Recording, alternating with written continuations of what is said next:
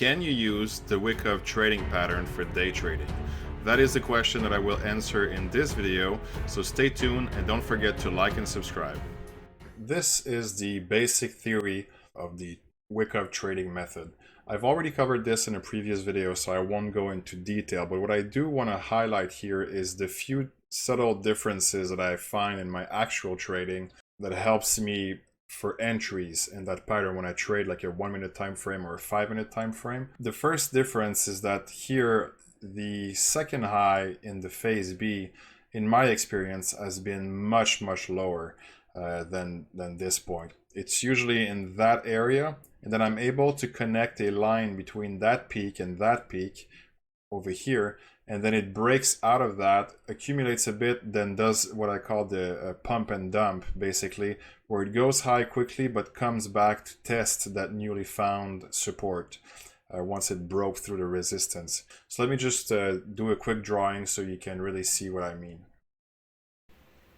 So the market is coming from the top, so we are in a downtrend. Now we have to first bounce, which is our first high of the pattern. Then we have another low, which is either equal or slightly lower than the first one. Doesn't matter as long as it's at least equal. Then we have the second bounce, and instead of going this high like in the schematic, in my experience it comes much lower.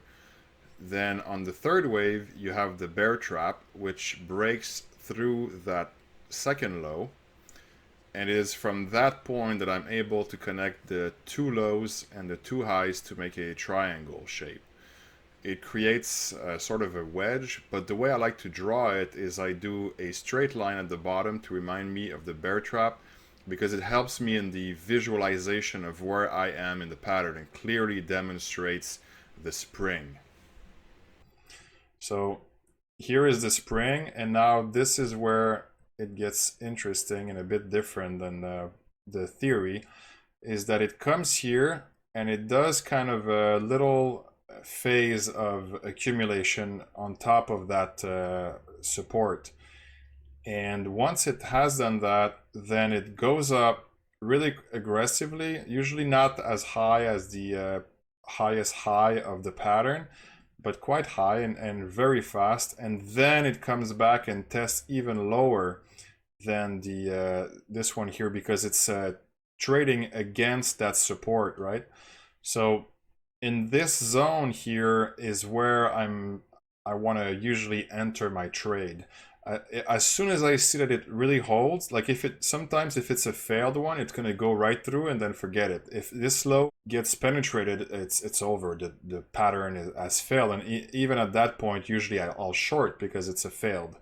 So I'll just reverse. But so that's why I don't really care, because the risk is so minimal if you enter at this point, that it's worth to take the chance, even if you're really against the trend.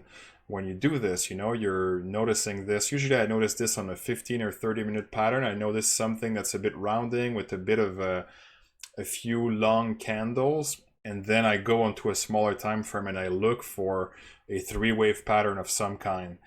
And then from this point, then it starts to go up. And what I do for my targets is I take the high over here, and I use a Fibonacci retracement, and I'll come and connect it to the low, and the 618 is going to be my ultimate point where I'll just take my money here. Usually at this point it comes back down and it comes back to test this point, and then it goes all the way back up, and then the pattern is complete.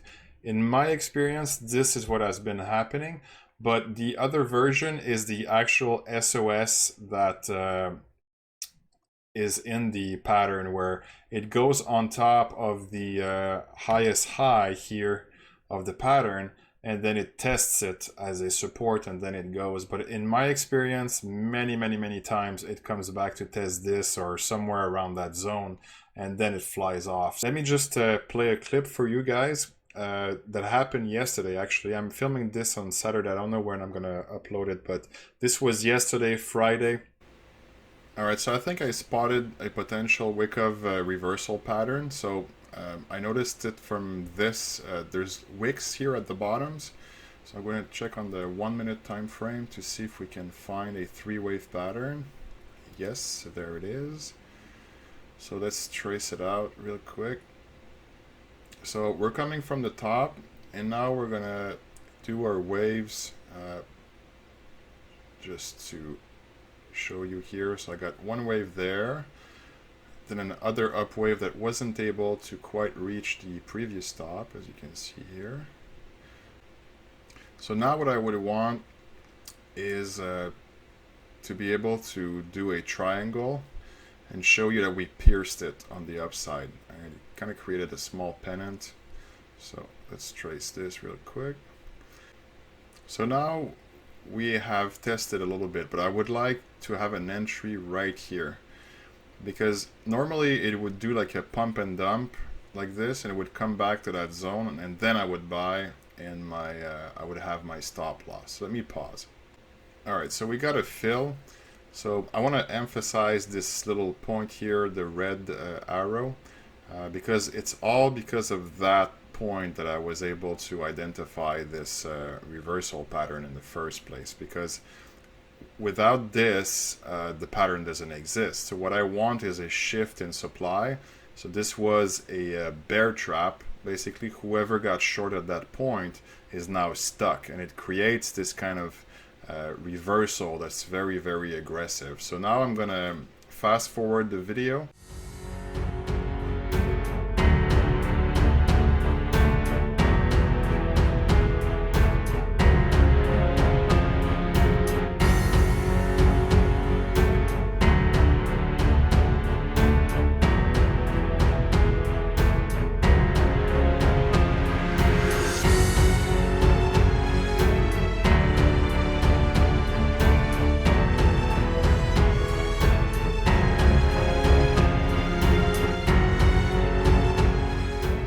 As you can see here, the 618 was just slightly above, and it's because what I did is I took the highest high of the previous move and then I connected it to the lowest low over here to calculate my Fibonacci.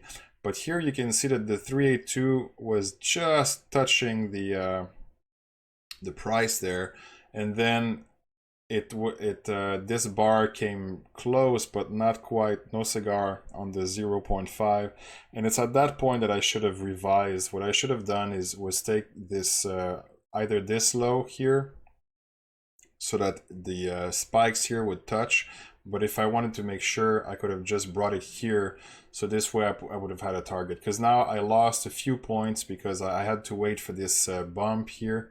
Let me show you real quick what I meant.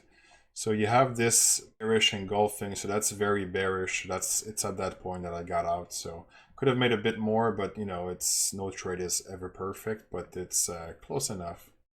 So that's it for this example, guys. I'll see you in the next video. I'll do another Wyckoff after this. So take care and please subscribe. Peace.